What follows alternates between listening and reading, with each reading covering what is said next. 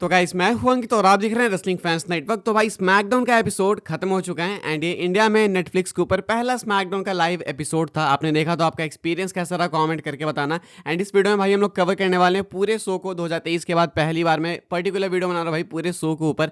तो I hope आपको पसंद आए एंड आप कॉमेंट करके बताना कि ये रिव्यू वीडियो आपको कैसी लगी। मतलब रिव्यू वीडियो से रिलेटेड भाई आप अपने रिव्यूज कॉमेंट्स में दे के जाना। शो भाई अपना शुरू होता है CM Punk best in the world से। ऑब्वियसली होना था भाई, शिकागो से अपना शो था तो CM Punk home town hero आने थे। सीएम पंक आते हैं क्रेजी पॉप के साथ, कुछ ऐसे 16-17 हज़ार लोग क्राउड में होते हैं एंड वो सीएम पंक के लिए चैंट्स लगा रहे होते हैं। सीएम पंक एक बहुत अच्छी एंट्रेंस लेते हैं, क्राउड से मिलते हैं, मस्त बैरिकेड वगैरह पे चढ़ते हैं। उसके बाद रिंग के अंदर आते हैं, कैमरामैन को देखते हैं, कैमरामैन से कैमरा ले लेते हैं एंड उसके बाद सीएम पंक दिखाते हैं क्राउड की तरफ, बोलते हैं कि लोग कहते हैं कि ओवरसीज क्राउड ऐसी है वैसी है। आई एम सॉरी लेकिन मुझे ऐसा लगता है कि ये जो मेरी जनता है ये बहुत स्पेशल है एंड बहुत खास है। कैमरा लेके भाई खुद से दिखाते हैं क्राउड की तरफ, मतलब हर जोन में कि इसको देखो एंड सीएम पंक कैम बोलेंगे उसको। पंक भाई इस तरीके से अपने होम टाउन ऑडियंस को ट्रीट करते हैं। इसके बाद सीएम पंक आगे कंटिन्यू करते हैं अपने प्रोमो को एंड एक बहुत ही अच्छा प्रोमो सीएम पंक इसके बाद कट करते हैं।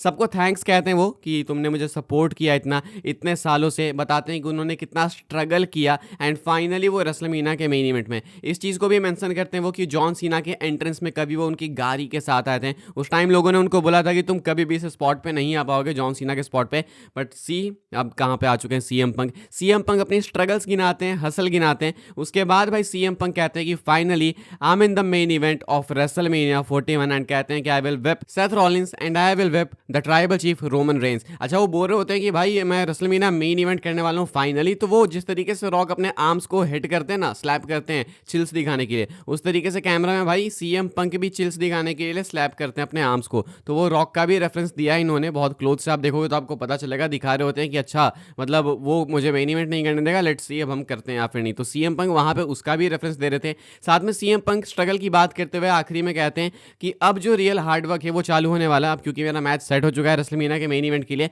तो एक्चुअल हार्डवर्क अब चालू होने वाला है। इतने में पॉल हेमन आते हैं लेडीज एंड जेंटलमैन बोलते हुए एंड क्राउड पागल हो जाती है। यहाँ पे एक चीज़ नोट करने वाली ये है कि जब पॉल हेमन रिंग के अंदर आते हैं तो वो खुद को सीएम पंक का वाइज मैन बताते हैं। लोगों ने पता नहीं नोट किया या फिर नहीं किया, इसको ज़्यादा पॉइंट आउट नहीं किया जा रहा है, आई बिलीव कुछ घंटों बाद किया जाएगा। लेकिन सीएम पंक का खुद वाइज मैन कहते हैं खुद को वो कि मैं तुम्हारा वाइज मैन हूँ ऐसे करके।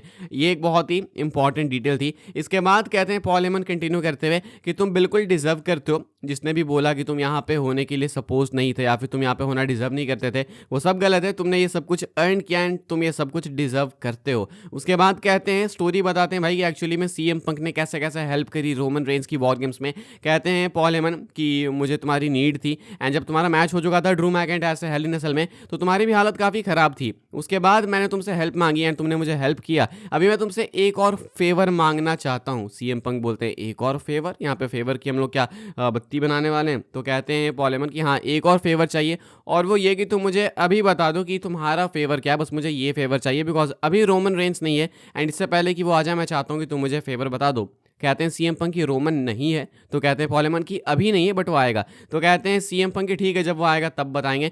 मैं उसके चेहरे पे बताना चाहता हूँ बिकॉज ये फेवर उसको भी कुछ हद तक अफेक्ट करने वाला है। ऐसे करके ये सेगमेंट खत्म होता है एंड पॉल हेमन बहुत ही ज़्यादा कंसर्न्ड होते हैं। सीएम पंक यहाँ से चले जाते हैं एंड इनका सेगमेंट आगे और भी कंटिन्यू होगा थ्रू आउट द शो। इसके बाद भाई रे फिनिक्स का जो हाईली एंटिसिपेटेड डेब्यू होता है वो फाइनली होता है। रे फिनिक्स अपीयर होते हैं भाई, किस तरीके से होते हैं क्या कुछ होता है वो मैं आपको बता दूं। लेकिन सबसे अच्छी चीज़ यहाँ पे है ना भाई कि अब हमें एड्स नहीं देखने नेटफ्लिक्स पे। मतलब मैंने देखा कि मैच के बीच में भाई जब बाकी हर जगह पे एड्स चल रहे थे, यूएसए में यूएस नेटवर्क पे, इंडिया में एंड बाकी जगह नेटफ्लिक्स पे भाई हमें एड्स देखने को मिल ही नहीं रहते। हमें पूरा मैच मिल रहा था, भले वहाँ पे कॉमेंट्री थोड़ी सी स्लो डाउन थी ऐसा वैसा, लेकिन मैच हमें दिख रहा था एंड हमारे लिए कोई भी ऐड नहीं था। तो ये एक बहुत ही वर्थ इट एक्सपीरियंस है भाई, इसीलिए सबको नेटफ्लिक्स पे देखना चाहिए, मैं रिकमेंड करूंगा। तो रे फिनिक्स का डेब्यू मैच होता है against Nathan Fraser. Nathan Fraser पहले ही आ जाते हैं भाई, उनको एंट्रेंस इन्होंने दी नहीं ढंग से एंड इसके बाद रे फिनिक्स की एंट्रेंस होती है। एक बहुत ही कमाल की थीम, बहुत ही अच्छे से थीम को बनाया भाई यहाँ पे। आई होप डेफ रेबल ने बनाओ ताकि उनकी पॉजिटिव पीआर हो जाए थोड़ी।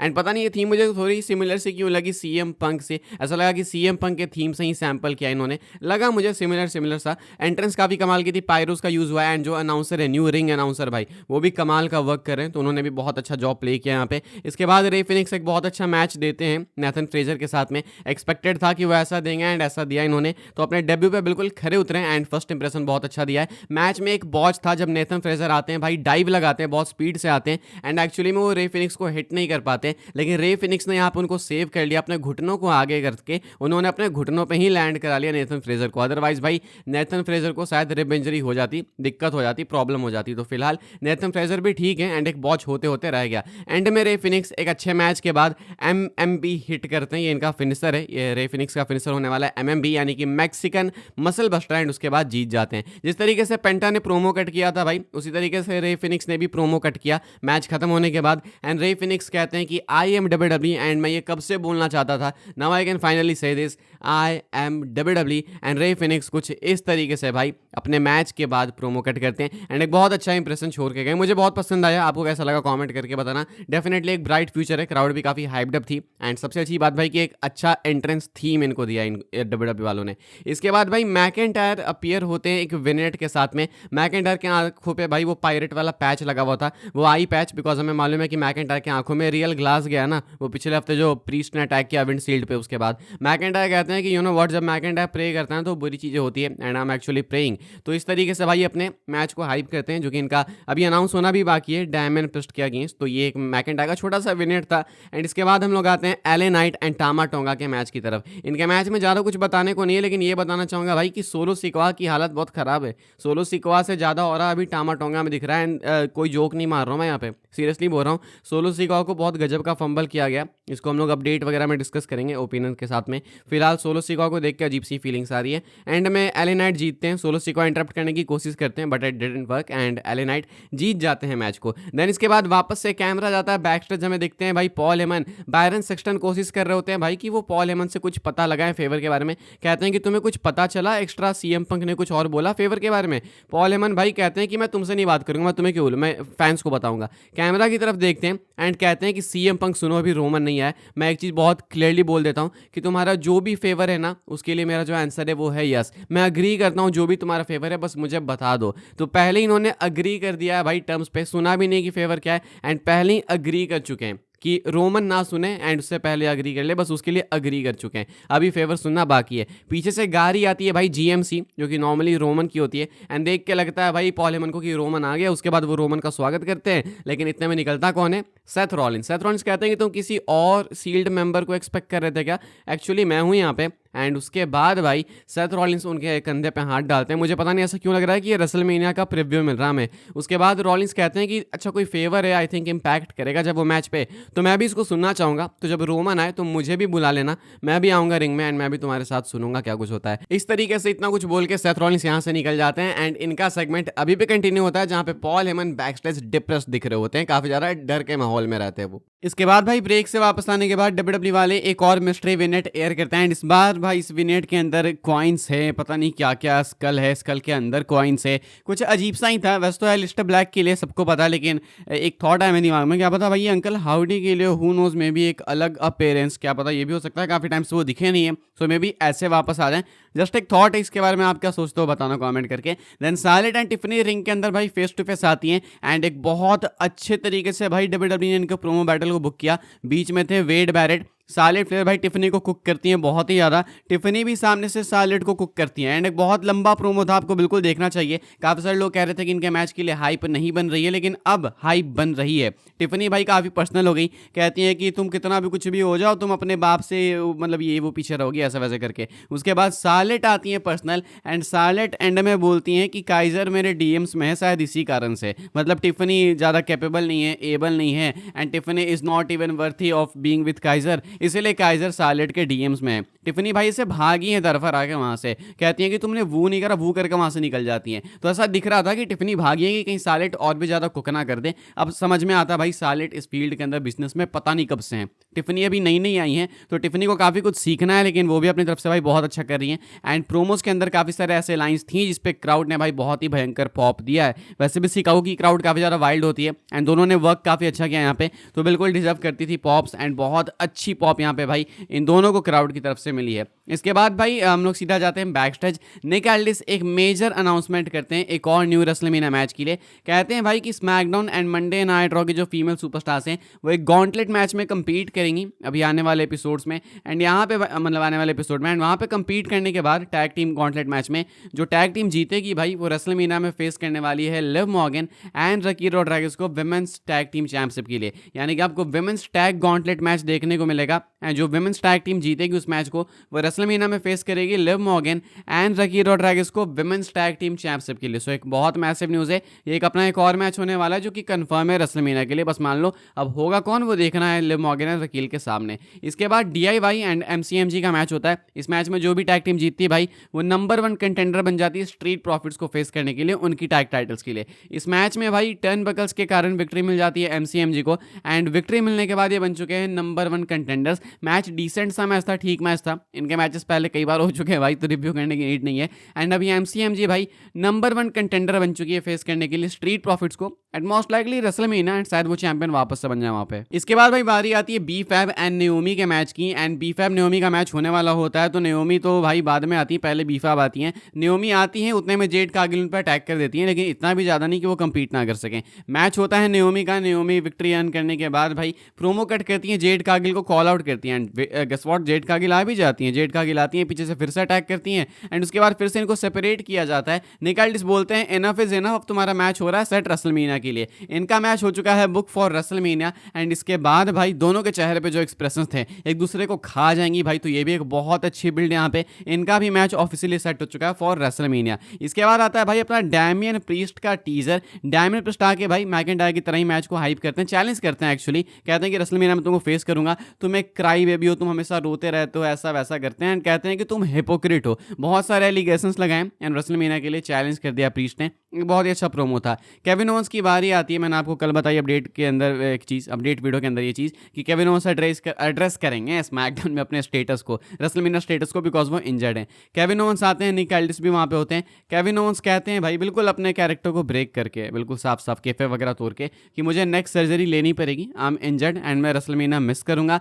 थैंक्स कहते हैं WWE यूनिवर्स को। कहते हैं कि ये जितने लॉकर रूम में सब भरे पड़े हैं ना, सब ने इस चीज़ को फेस किया है एंड अब मेरा टाइम आ चुका है, तो मैं अब बाहर जाने वाला हूँ भाई रेसलमेनिया, तो मैं मिस करने वाला हूँ। कब आऊँगा मुझे नहीं पता। मैं WWE को थैंक्स बोलूँगा कि इन्होंने मुझे अपॉर्चुनिटी दी कि मैं खुद सामने आऊँ, आपके सामने बातें रखूँ, बिकॉज आई डोंट नो कि अब नेक्स्ट टाइम मैं तुमको कब मिलने वाला हूँ। इतना में केविन ओवंस जा रहे होते हैं, रैंडी ऑर्टन आ जाते हैं। लगता है कि रैंडी ऑर्टन अटैक वगैरह करेंगे लेकिन रैंडी ऑर्टन म्यूचुअल रिस्पेक्ट दिखाते हुए केविन ओवंस को वहाँ से जाने देते हैं। उसके बाद रैंडी ऑर्टन काफ़ी उदास दिखते हैं। निक एल्डिस न्यूज़ ब्रेक करते हैं कि अनफॉर्चुनेटली दिस मीन्स कि आपको रेसलमेनिया में मैच नहीं मिलेगा, फॉर नाउ अब आपका मैच नहीं है रेसलमेनिया में। रैंडी ऑर्टन वहाँ पे खड़े थे, सबको ही पता होगा भाई कि क्या होने वाला था वहाँ पे। आरकेओ हिट करते हैं निक एल्डिस को एंड इस तरीके से रैंडी ऑर्टन वहाँ से निकल जाते हैं।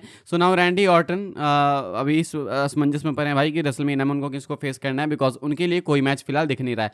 लास्ट मैन स्टैंडिंग मैच होता है भाई अपना जेकब फाटू एंड ब्रॉन स्ट्रोमन का, इनका मैच होता है भाई एंड WWE वालों ने कुक किया इस मैच में। एक्चुअली बहुत ब्रूटल मैच, बहुत जबरदस्त मैच। इस मैच में जो जीतने वाला था वो एलन नाइट को रेसलमेनिया में फेस करेगा US टाइटल के लिए एंड दोनों ने एक दूसरे को तोड़ दिया भाई। ट्रैश कैंस यूज करें, टेबल्स यूज करें, चेयर्स यूज करें, भाई पता नहीं क्या क्या करा भाई। क्राउड में जा के भिरे हैं। एक सुपरलेक्स लगाया भाई ब्रॉन स्ट्रोमन ने जेकब फाटू को, पता नहीं कहां से सीधा टेबल पे गिरा दिया। उसके बाद जेकब फाटू मुश्किल से उठे हैं, एंड में जाके भाई रिंग में आके हिप अटैक देते हैं, वो टेबल पे जाके गिरते हैं ब्रॉन स्ट्रोमन एंड उसके बाद टेबल के नीचे वो दब जाते हैं। 10 का काउंट होता है। जेकब फाटू बन चुके अपने नंबर 1 कंटेंडर एलन नाइट को रेसलमेनिया में फेस करने के लिए। इनका मैच आपको कंफर्म रेसलमेनिया में देखने को मिलेगा। तो कुछ इस तरीके से इनका ये खतरनाक सा लास्ट मैन स्टैंडिंग मैच खत्म होता है। दोनों को भाई रिस्पेक्ट मिलनी चाहिए। क्राउड होली सेट के चांट्स लगा रही होती है, दिस इज ऑसम के चांट्स लगा रही होती है। तो बहुत ही एक मजेदार मैच था, आपको देखना चाहिए, आपने मिस किया है तो। एंड एट द एंड भाई हमारे मेन सेगमेंट की बारी आती है। रोमन रेंस आते हैं, रोमन का थीम हिट होता है लेकिन रोमन रेंस भाई इस बार पोज वगैरह नहीं देते हैं। रोमन पायरो वगैरह का वेट नहीं करते हैं, वो सीधा रिंग की तरफ मार्च करते हुए आते हैं। कोई पोजिंग नहीं होती है, सीधा हाथ में माइक लेते हैं एंड बोलना चालू करते हैं। रोमन रेंस बताते हैं भाई एंड वापस उसी टोन में थे रोमन रेंस जो पहले 2-3 साल पहले हुआ करते थे। कहते हैं कि ये जो तुम्हारा CM पंक है जिसको तुम सपोर्ट करते हो, मैं समझता हूँ सब कुछ अच्छा है, तुम लोग अच्छे लोग हो, लेकिन तुम लोग स्मार्ट लोग नहीं हो। तुम ये नहीं देख रहे कि ये मेन इवेंट में गया, अब कब गया, मेरे कारण गया। ये इतने टाइम से डब्ल्यूडब्ल्यूई के अंदर था, ऐसे ऐसे लेजेंड्स को फेस किया, हॉल ऑफ फेमस को फेस करा इसने, बहुत मैसिव नेम्स को फेस करा, लेकिन ये मेन इवेंट में कब गया, जब इसने ट्राइबल चीफ को फेस किया। तो आज इसे थैंकफुल होना चाहिए कि डब्ल्यूडब्ल्यूई के अंदर है तो मेरे कारण है, एंड तुम्हें भी थैंकफुल होना चाहिए कि आया है तो मेरे कारण आया, एंड इसको रेसलमेनिया मेन इवेंट मिल रहा है तो मेरे कारण मिल रहा है। ऐसा रोमन बोलते हैं एंड आगे कंटिन्यू करते हुए सीधा कहते हैं कि चलो फेवर पे आते हैं, बुलाते हैं उसको, सीएम पंक को बुलाते हैं रोमन। लेकिन पहले पंक नहीं आते हैं, सेथ रॉलिंस आते हैं। रॉलिंस आते हैं, फिर से वही सेम बातें रॉलिंस रिपीट कर रहे होते हैं कि देखो ऐसी बात है कि तुम्हें इस पे बिलीव नहीं करना चाहिए था वॉर गेम्स में, एंड जब मैं इसको स्टील केज में स्टॉप कर रहा था तो तुम्हें मुझे इसे स्टॉप करने देना चाहिए था, लेकिन तुमने वहां भी रोक लिया, तो तुमने गलतियां करी है। रोमन बोलते हैं कि देखो चीज़ है ना कि तुम ट्रस्टवर्दी नहीं हो, लॉयल्टी तो एक बहुत दूर की बात है, तुम ट्रस्टवर्दी नहीं हो, ये कारण है कि मैं तुम पे ट्रस्ट नहीं कर सकता, तुम्हारी बातों पे बिलीव नहीं कर सकता। और वैसे भी मैंने बुलाया किसको था यहाँ पे, मैंने बुलाया था पंक को। तो रॉलिंस कहते हैं ठीक है मैं भी वेट ही कर रहा हूँ, बुलाते हैं। उसके बाद आते हैं सीएम पंक एक सीरियस फेस के साथ में। सीएम पंक अंदर आते हैं एंड रॉलिंस भाई साइड में चले जाते हैं। रॉलिंस को पता था यहाँ पे क्या होने वाला है, रॉलिंस खूब मजे लेते हैं, मतलब एकदम बेस्ट सीट मान लो उनको मिली भाई पूरे एरेना में। उसके बाद पंक आते हैं, धीरे धीरे टोन पे आते हैं, कहते हैं कि भाई ये हिस्ट्री रही है हमारी पॉल हेमन से, अपनी बातें कहते हैं कि वो एक कहानी हुई थी जब मैं फायर होने वाला था, तुमने मुझे बचाया, ये सारी बातें। उसके बाद याद दिलाते हैं कि बहुत पहले कई सालों पहले हमारी बात हुई थी एंड तुमने मुझे प्रॉमिस किया था कि जब मैं रेसलमेनिया में जाऊंगा तो then it will be us versus them, यानी कि Paul Heyman and CM Punk versus the authorities, and वो बंदे जो कि सीएम पंक के अगेंस्ट थे, जिन्हें लगता था कि सीएम पंक यहाँ पे रहना डिजर्व नहीं करते हैं। पॉल हेमन को ये बात याद दिलाई सीएम पंक ने, उसके बाद रोमन के सामने गए, कहते हैं कि अब वो लोग तो यहाँ पे नहीं है, but now I think it will be us versus you my tribal chief. तो अब पॉल हेमन के लिए उन्होंने साफ साफ अपनी फील्ड बिछा दी कि तुम्हें मुझे ज्वाइन करना है। पॉल हेमन पहले यस बोल चुके थे, रोमन मजाक बनाते हैं कि तू पागल है क्या, कहते हैं पॉल हेमन को कि अब इसे साफ साफ बोल के ऐसा कुछ नहीं होने वाला। पॉल हेमन भाई बोलते ही नहीं है, पॉल हेमन रोने लगते हैं। रोमन बोलते हैं कि तू रो क्यों रहा है, क्राउड हंसने लगती है, बोलते हैं आंसू पोंछ, और इसको बोल कि ना ऐसा नहीं होने वाला। पॉल हेमन बोलते हैं no my tribal chief I can't do this, I can't say this. Roman Reigns shock होते हैं भाई, वो पॉल हेमन की तरफ आगे बढ़ते हैं एंड वो सीन बहुत गजब का था भाई। यहाँ पे तुम साइकोलॉजी समझना इस पूरे सेगमेंट की। रोमन लेके जाते हैं पॉल हेमन को कॉर्नर में, सेथ रॉलिंस हंस रहे होते हैं साइड में, गिर गिर के हंस रहे होते हैं, कह रहे होते हैं आई टोल्ड यू करके, एंड सीएम पंक साइड में खड़े हैं। रोमन इससे पहले कुछ करते हैं, उससे पहले सीएम पंक ने अटैक किया, जीटीएस लगाया, एंड यहाँ पे पॉल हेमन स्टिल एक सॉफ्ट कॉर्नर रखते हैं रोमन के लिए, वो नो नो चिल्ला रहे थे एंड उधर रॉलिंस हंस रहे थे। इसके बाद जीटीएस लगता है, रोमन गिर जाते हैं, सेथ रॉलिंस के साथ फेस टू फेस होता है, लेकिन यहाँ पे कोई मारपीट नहीं होती है, रॉलिंस वहां से निकल जाते हैं एंड सीएम पंक को अपर हैंड मिलता है, यानी कि अब पॉल हेमन रेसलमेनिया में होने वाले सीएम पंक के कॉर्नर में, एंड ये कंफर्म हो चुका है। सो एक्सपेक्टेड था, ये हमें पता था, अब देखना है कि डब्ल्यूडब्ल्यूई आगे कैसे बिल्ड करती है इसकी तरफ। आप क्या एक्सपेक्ट करो, क्या होप कर रहे हो, कमेंट करके बताना। फिलहाल आपको स्मैकडाउन कैसा लगा लिख के बताना। मुझे लगता है अगर मैं इसको रेट करूंगा तो 10 में से शायद मैं इसको 7 की रेटिंग या 7.5 तो पक्का दूंगा। अच्छे मैचेस थे, रे फिनिक्स का debut, last man standing match, काफी सारे रेसलमेनिया के लिए मैचेस कंफर्म हुए, फेवर रिवील हो गया, तो और क्या ही चाहिए। 7.5 8 भी दे दूंगा मैं। आपको कैसा लगा कमेंट करके बताना, एंड ऐसे रिव्यू वीडियोस आपको मिलेगी चैनल पे। शायद ये वीडियो थोड़ी लंबी हो गई होगी, इनफैक्ट ज़्यादा लंबी हो गई भाई, बिकॉज मैंने सब कुछ डिटेल में कवर किया, एंड ऐसे ही करूंगा मैं। तो फिलहाल ये था भाई फेवर अपना, एंड रेसलमेनिया के लिए फील्ड है बिल्कुल सेट। अपडेट्स वीडियो मिलूंगा मैं आपसे, सब्सक्राइब कर देना भाई ऐसे ही डब्ल्यूडब्ल्यूई की रिव्यू वीडियो सबसे पहले पाने के लिए, एंड अपडेट्स भी सबसे पहले पाने के लिए। तब तक के लिए goodbye, thanks for watching, मिलता हूँ आपसे अगली वीडियो में।